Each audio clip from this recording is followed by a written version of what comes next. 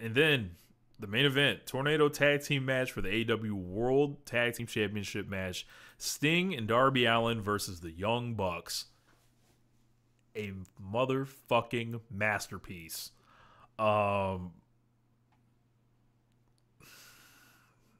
Just the pageantry, the fucking sick nature of this match, the shit that they did, the contrasting styles. Darby Allin himself determined to die for this. El Hijo del Stings 1 and 2. The Young Bucks, Ric Flair, Ricky Steamboat. Bro, I saw people making this point on Twitter. It was like there were people that were crying, like Matt Coon of all people, about the Young Bucks being in this match. FTR would have been better. And it's like, I'm sorry, man. Those one-note players, this role wasn't for them, baby. It was for only one team. Matthew and Nicholas Jackson. There are people that think that this is the Bucks' finest hour that I talk to. And man, this ain't even one of their 10 best matches. Get the fuck out of here, man. I don't know if it was, their greatest match ever, right? But man, like, cause we've seen these guys do some incredible shit, like just melt your mind, right? But man, the way they were able to work the crowd, the way they were able to use all the elements, and then like just bump all over, like this was like if you're casting a role, like it does not get better than this. Like what they did. Darby Allin's a fucking sicko. Out of his mind. Out of his mind. Lost it. As I mentioned, like the highlight package before the match, it was great. I didn't cry during any of this, but I was like really into it. I thought that this was the perfect audience for it. The crowd all night, they basically saw, they were on fire, then they came down, then it came back up with, the all-time great matches they were seeing, like with Ospreay and stuff like that. But it seemed like there was a feeling still that even with, the good stuff they were saying, we're still waiting for one thing. We want Sting. Like, and Sting showed up and gave it to him. Like, I don't know of a legend that's ever gone out better than this. While other legends have had to, record their matches and pre-tape them and air them at a later date, while they had to lose to people like Baron Corbin at the end, while they got kicked into retirement, while their last match will be in Saudi Arabia as they try to scrub that from the books and pretend it was at WrestleMania. Sting gets the ultimate. This was like all the stars. So interesting you bring up the Shawn Michaels thing, because like Leah from Total Talk, we had her on last year and she was talking about how people hate the Young Bucks, and me and you both talking about like, just continuing to be like mystified how people hate the Young Bucks other than like they don't like their style. And then she mentioned the girl coded. And I think the reason why me and you never really like consider that is because like, well, they're wrestling like Shawn Michaels, and Shawn Michaels was always girl coded too. You figure like a generation of people that grew up around this and realized that a lot of people's greatest wrestler ever from this era was also completely girl coded, which led to, the glam rock look he had, the people, the way that the wrestlers in the business were talking about him, the older wrestlers were talking about him, the part where like, Brett, said the whole thing about him barebacking his way to the top, to the main event or whatever. He's in a girly magazine. The Playgirl thing. Like, I just kind of figured like over 30 years, people would have recognized all this with the Young Bucks, right? But not because, we're all just destined to to fall into the same trappings of our predecessors. I guess I don't know. But whatever. Young Bucks come out. Young Bucks come out there with those terrible fucking goatees. Nick in the robes. The robes, which was fucking hilarious. I thought they were gonna have like Ric Flair like stuff underneath, but they didn't. Thank you, they didn't do that. But they come out there with the terrible fucking goatees. Nick is holding his hair is holding on, like he will not be able to last as long as Sting did. Right, you can see he's thin at the top. He's holding on to it. I don't know what it's gonna be like when he's gonna be how he's gonna be a young buck with a bald head. I don't know how it's gonna go, but whatever. And they are bumping around like the biggest doofuses in the world for this fucking guy, and getting ran into by his kids and Darby and everything, and like they're doing literally everything in this stunt match to make it work. And Darby, fucking falling from the sky through some glass like a goddamn dummy, like a crackhead. Then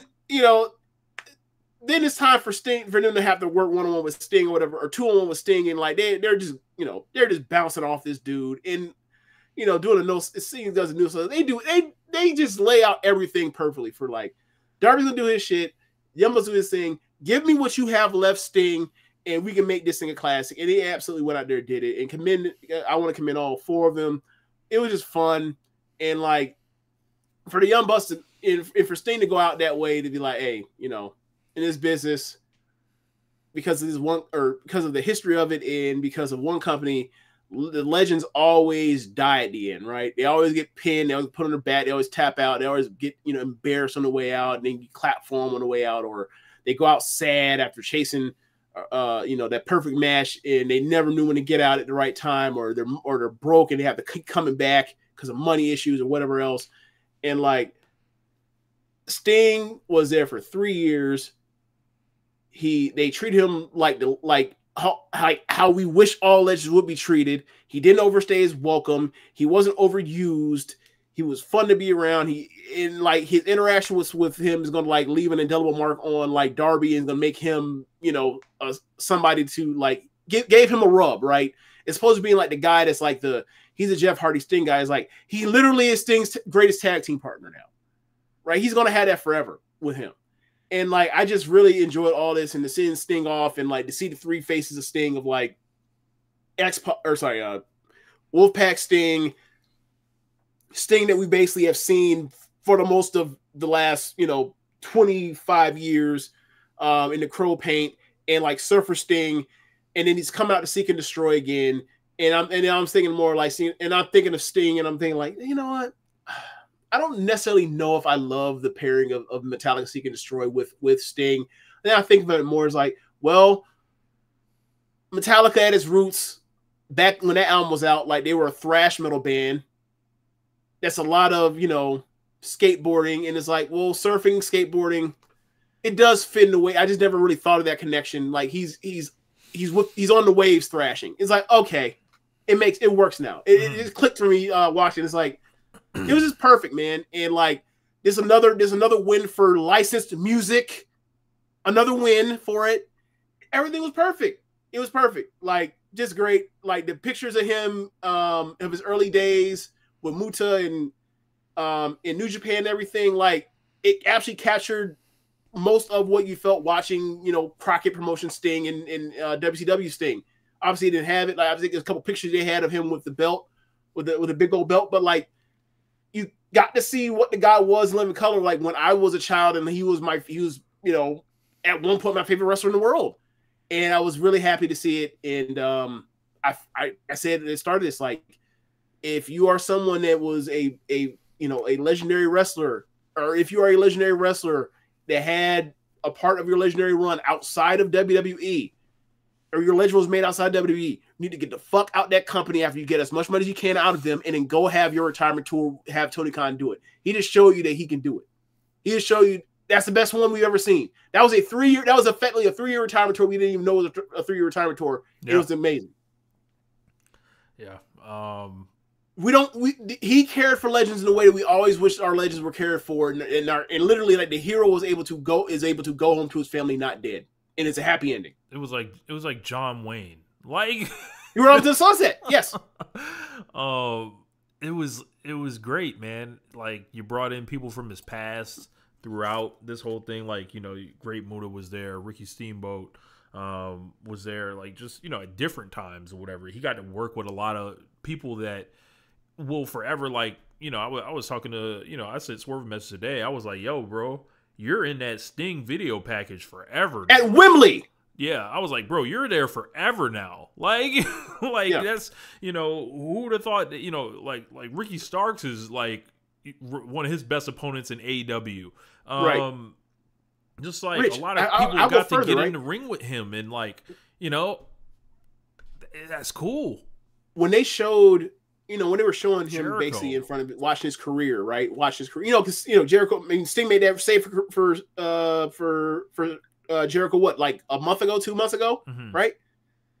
When they show Sting, sitting down in the theater and he's watching, like, watch his career, watch his professional life flash for his eyes, right? And they're showing like the AEW run, and you see that picture of what that random tag they did of Darby and Sting and Kingston and Moxley, and then they show the picture of Sting with his arms around Moxley and Kingston, throwing the two sweets.